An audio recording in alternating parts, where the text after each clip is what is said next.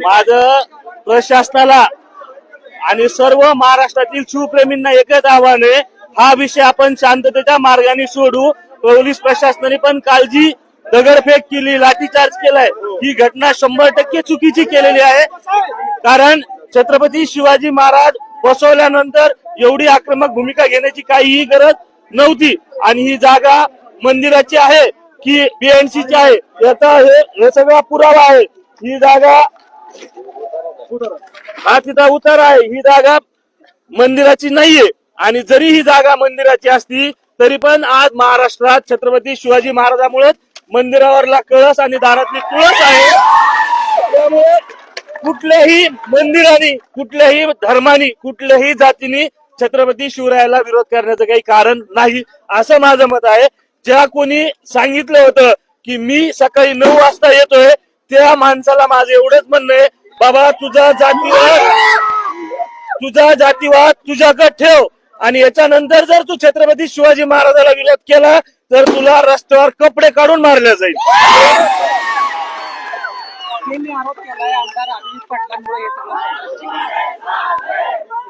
हे बघा, कुठल्या आमदाराच्या सांगण्यावरून आणि कुठल्या नेत्याच्या सांगण्यावरून आम्ही काम करत नाही. आमचा इतिहास बघा, गेल्या 2 वर्षात 570 छत्रपती शिवाजी महाराजांचे आणि सर्व महापुरुषांचे स्मारक बसवले, एकटे छत्रपती शिवरायांचे नाही. डॉक्टर बाबासाहेब आंबेडकर, अहिल्याबाई होळकर, अण्णाभाऊ साठे, इव्हन जेवढेही महापुरुष आहे सगळ्यांचे स्मारक बसवलेले. त्यामुळे कुठलेही नेते सांगून हे केलेलं नाही. परवानगी घेऊन का पुतळा बसवला जात नाही अशी काही का केली जाते? अजिबात परवानगी घेऊन पण बसवलेत आणि जिथं परवानगी मिळत नाही तिथं बिना परवानगी पण बसवले. वाद भविष्यात होणार नाहीत असं वाटत नाही का तुम्हाला? वाद होण्याचं कारणच नाही ना. मला सांगा, हा महाराष्ट्र आणि हा देश लोकशाहीवर चालतो आणि त्या लोकशाहीमध्ये महापुरुषांचा खूप सारा आदर केला जातो. त्या आदराच्या भरोशात कुठल्याही महापुरुषाला, छत्रपती शिवाजी महाराजच नाही सर्व महापुरुषाला विरोध करण्याचं काही कारण नाही. नाही, पण असं आहे, राजकारण होतंय. धनगर समाजाच्या महाराष्ट्रातल्या केसाला जरी धक्का लागला तरी बघा अंजनगावामध्ये दगडफेक करून मारहाण झाली. हे बघा, त्या लक्ष्मण हाकेला माझं एक सांगणे, माझ्या मागच्याही 7 पिढीत कुणी राजकारणात नव्हतं आणि मी जोपर्यंत जिवंत तोपर्यंत कुणी राजकारणात नसन. त्यामुळे ते राजकीय भाषा तू राजकीय दलालेस, आम्ही नाही. तुझी तू तुझ्याकडेच ठेव. याच्यानंतर कुठल्याही धनगर समाजाला आमच्यामुळे त्रास नाही झाला. आम्ही अहिल्याबाई होळकरांचे स्मारक बसवलेले, आम्ही होळकरांचे विचार जपलेले. त्यामुळे तू कुत्रे आम्हाला काही सांगू नको. नाही, पण असं आहे, राज्यामध्ये हिंदुत्ववादी सरकार आहे. मग असं असताना तुम्हाला चोरी छुपे रातोरात हे पुतळे का उभारावे लागतायत? काय ऐका ना, आम्ही रात्री पण उभारतो, दिवसा पण उभारतो. त्याचं कारण तुम्हाला सर्व मीडियाला सांगतो. कारण छत्रपती शिवरायांनी रात्री, दिवसा, दुपारी जेव्हा वाटन तेव्हा मोहीम केलंय आणि त्यांच्या विचारावर आम्ही चालतो. त्यामुळे रात्री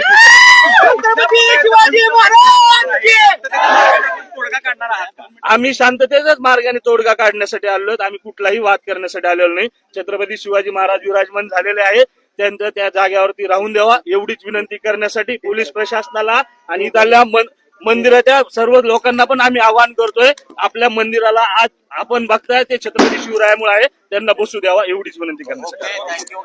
जात नाही आणि त्याच्यातून हे वाद निर्माण होत आहेत आणि पोलीस प्रशासनाकडे ते ताण निर्माण होत आहे, असा एक प्रशासनाचा दावा आहे. किती वाद झाले महाराष्ट्रात? किती वाद झालेत? 600 बसवलेत. मोजून 4 टकुज्यांनी जाणीवपूर्वक वाद केलेत. त्यामुळं काही संबंध नाही. आणि छत्रपती शिवाजी महाराज आमचे आराध्य दैवत आहे, त्यांना आम्ही विदाऊट परमिशनच बसवणार. हे मी ऑन छत्रपती शिवाजी महाराज होतोय आणि त्याचा फायदा जो आहे तो राजकारणी मंडळी घेतात असं देखील एक चर्चा आहे.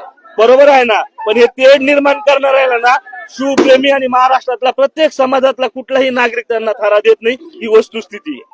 यापुढे आपण अशा पद्धतीने राज्यभरात पुतळे बसवत राहणार. हा 100% कुठेही थांबणार नाही कार्य, असेच बसवत राहणार.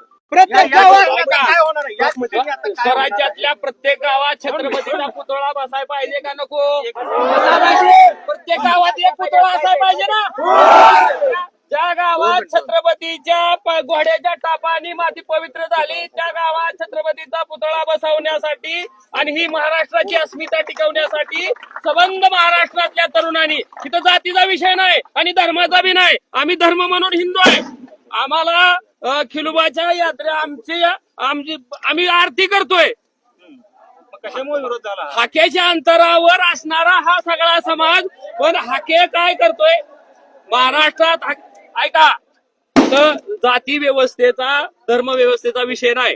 त्यांची एसपीनं त्यांना शब्द दिलाय गावकऱ्यांना शब्द दिलाय शासकीय मोजणी करून ही जागा व्यवस्थित जर ह्यांच्याकडे नसेल तर त्याची व्यवस्था केली जाईल, अन्यथा इथून पुतळा हलवला जाणार नाही. आणि पोलिसांनी मराठा समाजावर अजिबात बेकायदेशीर लाठीचार्ज करायचा नाही. पोलीस प्रशासन हे सबंध महाराष्ट्राचं दायित्व स्वीकारलेलं आहे.